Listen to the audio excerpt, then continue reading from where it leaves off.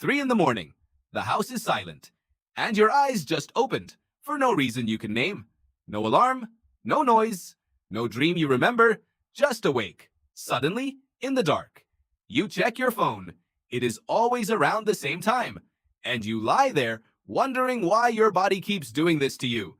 The answer is older than you think, much older. And it has almost nothing to do with stress, or your phone, or anything you did wrong. For most of human history, this was not a malfunction. It was the plan.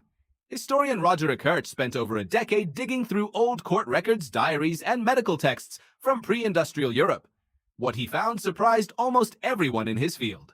Before artificial light existed, humans did not sleep in one continuous block. They slept in two. A first sleep, beginning shortly after dark. Then a period of quiet wakefulness in the middle of the night, lasting anywhere from 30 minutes to 2 hours. Then a second sleep, carrying through until dawn. This middle period had a name. People called it the watch, and it was not wasted time. During the watch, people prayed. They talked quietly with a partner. They tended the fire. Some had sex. Some simply lay still in the dark, thinking. Ekirch found reference after reference to this pattern in historical documents, treated as completely ordinary. Nobody panicked about it. Nobody called it insomnia. It was just what nighttime was. So why did it disappear? The short answer is light. Artificial light changed everything about how your body experiences night. Before gas lamps and electric bulbs, darkness was total and immediate. The moment the sun went down, your environment gave your brain an unmistakable signal. It is night. Slow down. And because there was nothing to do in that darkness except sit with it, the human sleep cycle adapted to use that long stretch of night in 2 segments, with a window of rest in between.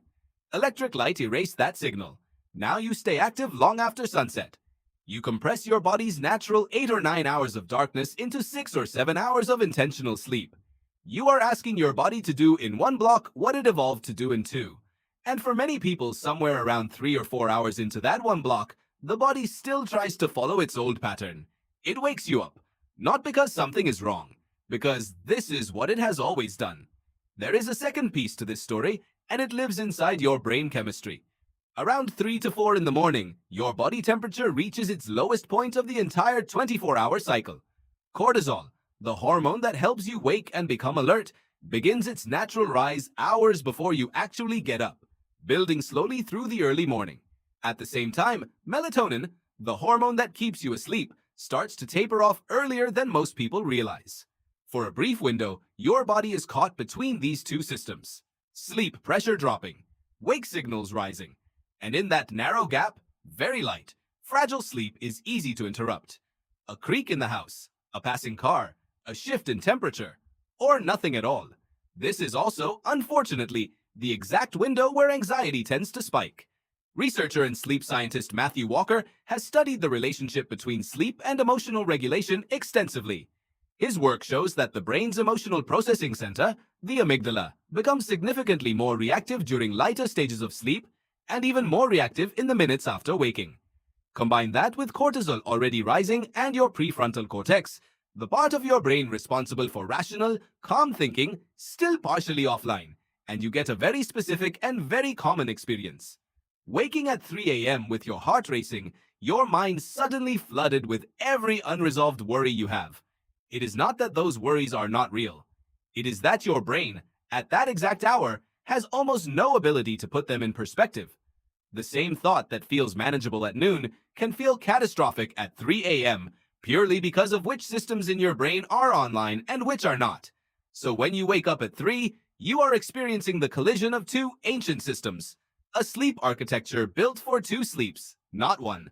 And a brain chemistry cycle that happens to place its most vulnerable, least rational window directly in the middle of the night your body still expects to be awake for. None of this means you are broken. It means you are running very old software in a very new environment. Your ancestors woke at this hour for thousands of generations and used it. They prayed, they talked, they simply existed in the dark without judging themselves for being awake. The modern habit of treating every nighttime waking as a crisis, of immediately reaching for your phone, checking the time with rising panic, and demanding that your body return to sleep on command, may be adding more stress to a moment that was never meant to be stressful in the first place. The next time it happens, You do not have to fight it. You do not have to fix it. You can simply let it be what it has always been. An old, familiar hour your body remembers, even if you do not. The watch is still there. It never really left. You just forgot how to sit inside it.